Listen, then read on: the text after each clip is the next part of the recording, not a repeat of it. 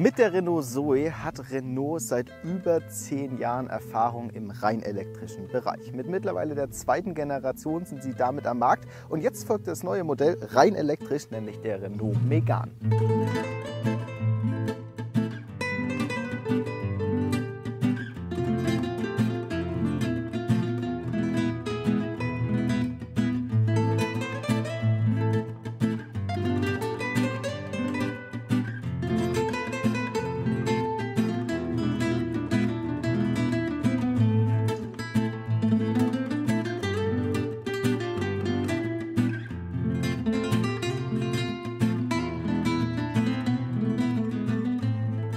Und damit hey und willkommen zu diesem neuen Video hier bei Jönos und willkommen zum Ersteindruck des Renault Megane E-Tech. Ein Fahrzeug, das es bisher eigentlich nur als reinen Verbrenner gab, wird komplett umgeworfen und ist jetzt nur noch elektrisch erhältlich. Steht auf der gleichen Plattform wie der Nissan Ariya, den ich euch in den USA zeigen konnte. Denn ich war letztes Jahr für euch in den USA unterwegs, um E-Autos zu testen, die es auf dem deutschen Markt noch nicht gibt. Und wenn ihr damals noch kein Abo hinterlassen habt, dann solltet ihr das spätestens heute an meinem Geburtstag tun, wo wir hier in Spanien für euch dieses Fahrzeug filmen. Und wie bei jedem Video fangen wir an mit dem Roundup.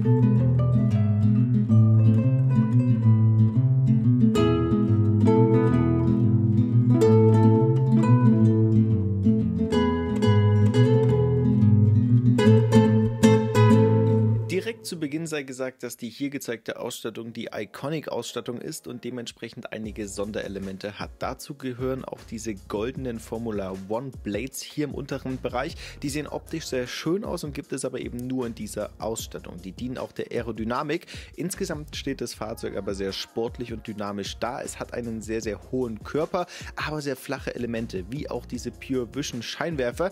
Die gefallen mir persönlich sehr gut, gerade auch mit der Tagfahrlichtsignatur. Diese sind adaptiv in der höchsten Ausstattungsvariante. Die Front wird auch geprägt von dem neuen Renault-Logo und die Seite von den sehr, sehr schmalen Scheiben. Das ist natürlich auch für den Innenraum relevant und wir haben außen hier optional 20 Zoll Felgen und versenkbare Türgriffe. Diese sind vorn sehr schön ausfahrbar, das Ganze elektrisch und hinten gut versteckt, sodass man sie dann eben durch die Mulde öffnen kann, dass er einfach den Einstieg nach hinten, ohne dass erst etwas ausfahren muss. Im unteren Bereich finden wir dann noch Zierelemente, die die Form gut aufgreifen und im oberen Bereich die optionale Haifischantenne, denn standardmäßig kommt auch hier bei Renault einmal wieder eine Stabantenne. Das Heck ist geprägt von sehr vielen linearen Elementen und kleinen Details. Das Renault-Logo mit dem Megane-Schriftzug steht dabei präsent in der Mitte und auch im unteren Bereich haben wir wieder goldene Blades, die wie gesagt nur optional in der Iconic-Ausstattung sind. Wie gefühlt jedes andere E-Auto aktuell habt ihr auch beim Renault Megane ein nahezu durchgezogenes Heckleuchtenband mit einer schönen 3D-Signatur. Das sieht in sich sehr, sehr stimmig aus und natürlich auch das große neue Renault-Logo und einen dreidimensionalen Megane-Schriftzug. Darunter haben wir einen Knopf. Wenn wir diesen drücken, öffnet sich nicht der Kofferraum, sondern er springt nur hervor, sodass wir ihn dann anheben können. Und hierunter verbirgen sich dann 440 Liter Kofferraumvolumen. Und ich sag mal so, da ist wirklich viel Platz drin. Der geht auch schön tief nach unten und hat noch einmal die Möglichkeit, darunter ein Kabel zu verstecken. Denn auch der Renault Megane hat leider, wie so viele E-Autos aktuell, keinen Frunk. Renault sagt selbst, dass sie dafür nicht genug Platz haben, denn die ganze Technik steckt vorne drin. Ja, ich weiß es nicht so ganz, ob man da nicht hätte wenigstens so 20, 30 Liter für einen Frunk irgendwo vorbehalten können, um eben das Kabel nicht hier hinten rein oder im schlimmsten Fall auf die hintere Sitzbank packen zu müssen. Insgesamt sieht es aber sehr, sehr stimmig aus, ist sehr gedrungen hier, aber das ist natürlich dieses ganze seitliche Design, was wir hier im Fahrzeug schon von der Seite sehen konnten. Der Innenraum ist neu gestaltet und sehr, sehr schön. Wir haben in der Ausstattungsvariante hier zwei 12 Zoll Monitore. Optional ist dieser Mittelscreen. Den gibt es in der Standardvariante mit 9 Zoll. Dann rutscht das ganze Teil ein Stück nach oben. Ist nett gemacht, denn auch die Klimasteuerung bleibt dementsprechend gleich. Man fühlt sich sehr gut im Fahrzeug eingebunden. Einziger Nachteil hier an der Stelle sind die kleinen Fenster, denn sowohl die Frontscheibe als auch die Seitenfenster sind klein. Insgesamt ist es aber ein sehr, sehr wertiges Gefühl und ergonomisch perfekt abgestimmt. Analog zum Exterieur findet sich natürlich natürlich auch im Interieur die Iconic-Ausstattung. Das ist die höchste und die kommt dann beispielsweise mit einem Lederlenkrad daher. Das gefällt mir optisch sehr gut, denn es hat auch wieder schön dieses Renault-Logo in der Mitte. Einzig der viele Klavierlack, gerade auch im unteren Bereich, hätte vielleicht nicht sein müssen. Genauso wie der Start-Stopp-Knopf, denn das Fahrzeug benötigt diesen zum Aktivieren bzw. Deaktivieren. Was schön ist das serienmäßige 12 Zoll Fahrer-Info-Display, was schön eingebunden hinter dem Lenkrad gut sichtbar ist und eben gepaart mit dem gerade schon angesprochenen 12 Zoll Mitteldisplay macht das eine sehr, sehr gute Form. Dieses ist auch gut positioniert, spiegelt für den Fahrer nicht das ein oder andere Mal, aber aufgrund der Positionierung für den Beifahrer. Entgegen anderer E-Autos haben wir eine relativ klassische Mittelarmlehne und auch einen Mitteltunnel. In diesem sind dann verschiedene Verstaumöglichkeiten. Das ist aber sehr praktisch und gut unterteilt. Die Sitze sind in der Iconic-Ausstattung leider aus Vollleder, da gibt es auch keine Alternative. Hierzu müsste man dann eine untere Ausstattung nehmen, wo es recycelte Sitze gibt. Die hier gezeigten sind aber mit Massage und elektrisch und passen sehr gut zu den Türtafeln. In diesen haben wir dann noch eine schöne Applikation, die mir persönlich aufgrund dieser Struktur sehr gut gefällt. Das sieht von weiter weg aus wie Holz, ist dann aber fast würfelförmig gemastert und sieht gerade auch mit der Ambientebeleuchtung echt cool aus. Die Steuerung der Fenster und Spiegel befindet sich unter einem sehr tiefen Türgriff und tief runter geht es auch hinten, denn da haben wir leider unter den Vordersitzen nicht zu viel Platz für die Füße, aber zumindest einen ebenen Boden. Das gefällt mir ja persönlich immer sehr gut. Die Luftausströmer hinten könnten hochwertiger gestaltet sein, dafür haben wir aber beleuchtete USB-C Lademöglichkeiten und eine Türtafel mit einem sehr, sehr schmalen Fenster.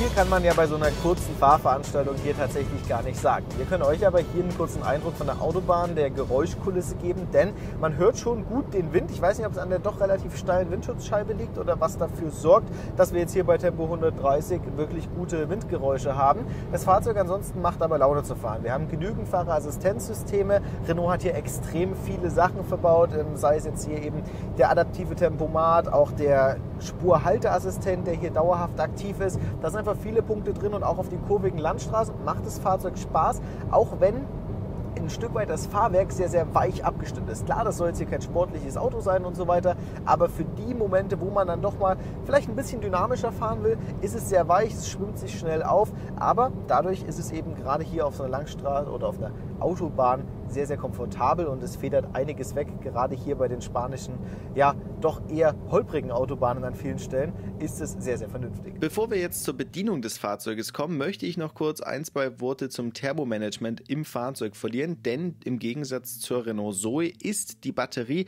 diesmal Thermomanagement steuerbar, das heißt, die kann vorkonditioniert werden, das ist ein großer Vorteil und erstmalig in der Automobilindustrie, zumindest habe ich das sonst noch nirgends gesehen, ist der Elektromotor ölgekühlt. Das bedeutet, er hat einen eigenen Kühl- bzw. Heizkreislauf, der dann entsprechend mit der normalen Klimasteuerung der Batterie gekoppelt ist, um so den Elektromotor zu kühlen oder die Abwärme von diesem im Winter zu nutzen, um die Batterie zu heizen. Das ist echt clever und wurde so noch nirgends gesehen. Wir haben uns auch selbst gewundert, warum noch kein anderer Autohersteller auf die Idee kam. Und das Öl, ja, das muss auch gesagt sein, ist dabei im Übrigen Lifetime Safe.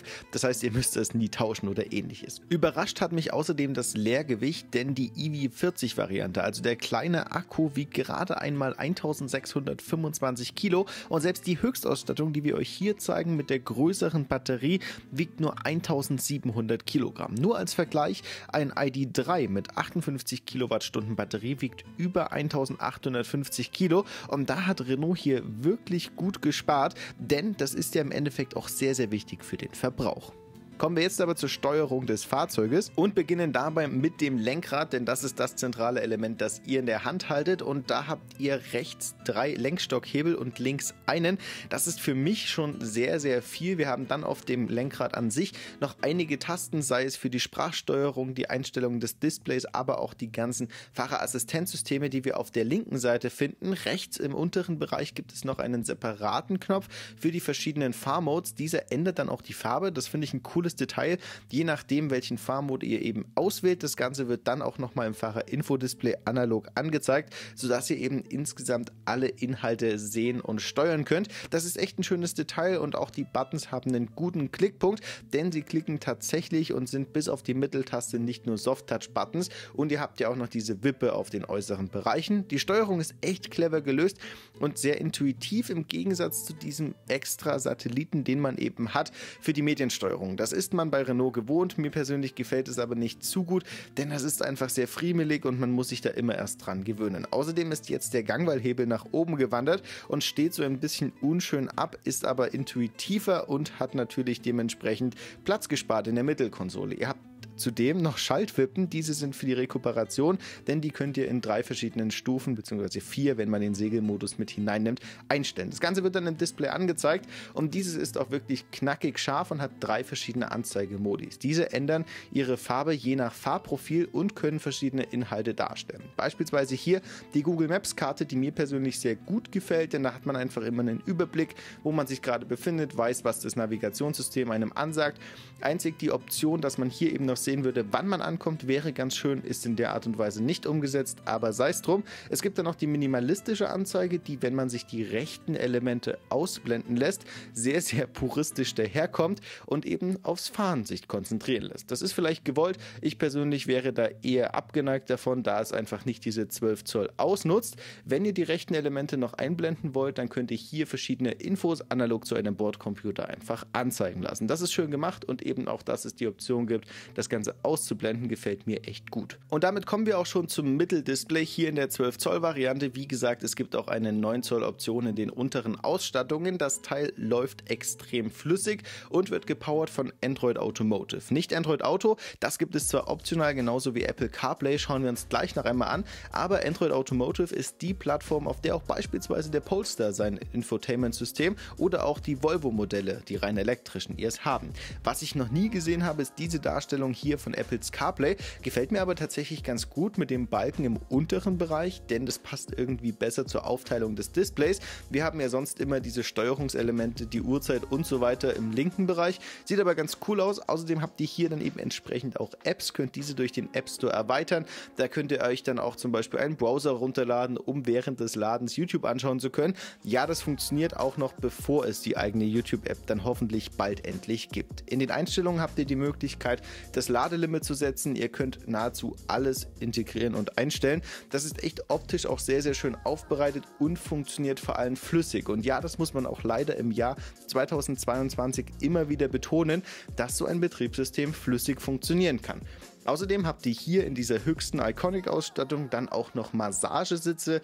Das nutzt im Endeffekt ein Stück weit die Lendenwirbelsäulenstütze, aber funktioniert eben vernünftig. Ihr könnt dann die Assistenzsysteme einstellen und eben auch den Park Assist. Das Ganze ist schön optisch aufbereitet und gefällt mir insgesamt echt gut und das muss man an der Stelle einfach sagen. Das ist intuitiv, man findet immer die Einstellungen, die man benötigt und kann so beispielsweise dann auch die Widgets anpassen. Denn ihr habt ja gerade gesehen, wenn wir die Kartenoption nutzen, haben wir im unteren Bereich noch einmal 2 verschiedene Felder. Im linken Bereich würde ich da immer die Mediensteuerung nehmen und im rechten Bereich dann beispielsweise ja die Einstellungen oder den Echo-Mode. Also da kann man echt verschiedene Sachen sich nochmal anzeigen lassen. Das ist cool gemacht und dadurch auch ein bisschen personalisierbar und gerade bei so einem großen Display möchte man ja dann doch mehrere Sachen anzeigen lassen. Ja, das kann natürlich tendenziell auch ablenken und deswegen hat sich Renault entschieden, hier die Klimatisierung durch klassische Tasten zu lösen. Es gibt auch kein Klimamenü, wie man es vielleicht bei anderen Herstellern kennt, sondern das Ganze wird nur durch diesen unteren Balken hier gelöst, ist vollkommen ausreichend und ist direkt oberhalb der induktiven Ladeschale für das Handy, denn dieses kann so hier liegen und man ist dann nicht zu sehr abgelenkt, wenn man es doch irgendwo einmal sucht und insgesamt finde ich die Positionierung echt gut gelungen. Genauso wie den Sprachassistent, denn dank des Google-Betriebssystems habt ihr hier den Google Assistant verbaut und dieser kann euch dann beispielsweise die Navigation steuern oder auch sagen, wie weit ihr noch kommt und vieles weitere. Die Navigation schauen wir uns hier einmal an, denn die funktioniert echt gut. Ihr bekommt auf die Routenplanung, zum Beispiel hier nach Madrid, jeden Ladestopp angezeigt, seht mit wie viel Prozent ihr ankommt, wie viele Lademöglichkeiten, mit welcher Geschwindigkeit es gibt. Das kennen wir vom Google-Betriebssystem, ist jetzt nichts Renault-Exklusives, aber funktioniert einfach zuverlässig und vor allem schnell. Außerdem habt ihr eben diese Apps und da gehe ich jetzt exemplarisch einfach mal auf Spotify ein, denn das Ganze sieht einfach aus wie auf einem Android-Tablet. Ihr habt dann die Browse-Funktion, ihr könnt euch verschiedene Playlisten hinterlegen und so weiter und das Ganze ist eben tendenziell erweiterbar. Wir haben zwar in den letzten 1,5 Jahren gesehen, dass da noch nicht zu viel dazu kam, aber je mehr Autos dazukommen, desto mehr Apps können ja tendenziell erreicht werden. Weg vom großen Infotainment-Display hin zum nächsten Display, denn der Innenspiegel ist optional auch noch digital. Das ist eine Kamera hinter der sehr, sehr kleinen Rückscheibe und das ist wirklich angenehm, denn diese würde nicht so viel zeigen. Entsprechend habt ihr auch noch optional eine 360° Surround-Kamera. Diese hilft dann beispielsweise beim Parken und zeigt euch in brenzligen Situationen sogar noch einmal Abschnitte an, die eben besonders zu beachten sind. Und was ihr auch beachten solltet beim Verlassen des Fahrzeuges ist, dass ihr jedes Mal die Zündung ausmachen müsst, denn obwohl es ein E-Auto ist, macht es das leider nicht selbst. Auch wenn ich jetzt leider hier vor Ort die Ladesäule nicht zum Laufen gebracht habe, obwohl wir hier gerade locker 10 Minuten standen, um das zu versuchen, zeige ich euch, wo ihr das Fahrzeug ladet. Und zwar ist das vorne rechts. Das ist ein bisschen unglücklich, gerade wenn man dann in Deutschland an eine Ionity fahren will, denn da schrammt das Kabel einfach dauerhaft hier vorn. Aber ihr habt dann hier eben den CCS-Port, aber auch nur, wenn ihr eine der höheren Varianten nehmt. Denn in der absoluten Grundausstattung gibt es hier nur Typ 2 Laden mit 7,4 kW. Wenn ihr eine höher nehmt, bekommt ihr dann aber bis zu 85 kW Ladeleistung und dauerhaft 22 kW. Das ist echt cool im AC-Bereich, denn so könnt ihr dieses Fahrzeug in ungefähr 3 Stunden innerstädtisch schon wieder an der normalen AC-Säule vollladen. Das kennen wir auch von der Renault Zoe von früher schon. Hier das jetzt wieder zu haben, ist echt cool. Schade ist aber, dass eben diese Grundausstattung nur mit AC-Laden daherkommt, gerade bei so einem großen Fahrzeug. Wenn man die Top-Ausstattung hat, wie hier in der Variante, dann hat man sogar bis zu 130 kW Ladeleistung und das ist dann entsprechend schnell. Die versprechen an der Stelle, dass man 300 Kilometer in einer halben Stunde wieder nachlädt. Wie schnell das dann tatsächlich ist, wird man in einem Alltagstest noch herausfinden müssen. Und die Säule hier hätte auch nur 50 kW gekonnt. Deswegen hätten wir euch das gar nicht richtig zeigen können an der Stelle. Ich wollte euch aber zeigen, wo das Ganze ist, wie das aussieht. Optisch ist das sehr, sehr schön gemacht. Das greift die ganzen Formen auf und steht echt gut da. Und wenn wir schon am Fahrzeug sind, können wir auch gleich noch über die Batterien reden. Denn ihr habt in der Grundvariante 40 Kilowattstunden und in der höheren dann 60 Kilowattstunden.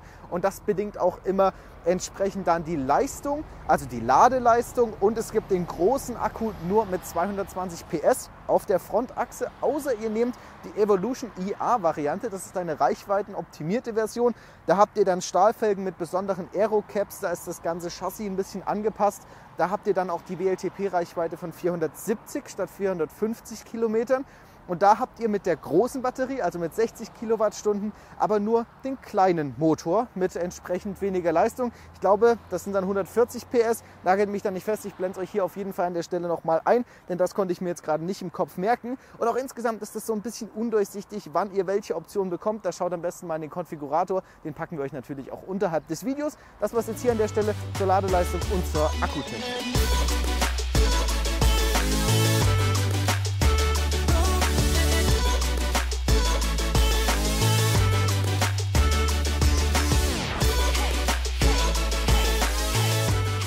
Das war sie jetzt also, unsere 3-stündige Experience mit dem Renault Megane E-Tech. Ein echt vernünftiges Fahrzeug. Es ist eine komplett andere Klasse, als es der Megane zuvor war, denn das Fahrzeug kommt einfach höher rüber. Das Fahrgefühl ist aber echt gut.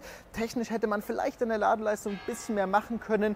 Der Verbrauch war aber schon mal in Ordnung, das muss man an der Stelle sagen, denn wir sind ja heute hier so in etwa 300 Kilometer dann doch tatsächlich gefahren und haben auf der Hinstrecke, also bei 150 Kilometern, bei 100 km/h und 120 km/h auf der Autobahn berghoch, denn wir sind jetzt hier mittlerweile im Gebirge, einen Verbrauch von so circa 20 Kilowattstunden gehabt, nachdem wir 50% in dem ersten Streckenabschnitt verbraucht haben. Insgesamt steht das Fahrzeug sehr, sehr gut da. Mir gefällt vor allem hier diese Front. Ich bin gespannt auf euer Feedback in den Kommentaren und wenn ihr es noch nicht getan habt, dann solltet ihr jetzt an dieser Stelle ein Abo hinterlassen, um zukünftig solche Tests, aber auch alle anderen Infos zum Thema Elektromobilität nicht zu verpassen. Und während jetzt gerade der alte Megane noch vorbeigefahren ist, war es das von mir hier aus Spanien. Ich freue mich über euer Feedback und dann sehen wir uns schon bei einem der nächsten Videos wieder, wenn ihr auf Abonnieren geklickt habt. Bis dahin, ciao.